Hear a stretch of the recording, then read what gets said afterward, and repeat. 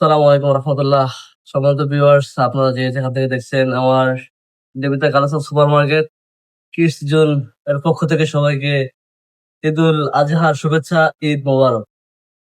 আর আমাদের লোকেশন হলো দেবিতা new market থেকে আপনি কলেজ রোড হয়ে ডাক্তার কালাচাঁদ সুপার মার্কেট পশ্চিমগুলিতে। ইনশাল্লাহ সবার দাওয়াত রইল আসার জন্য।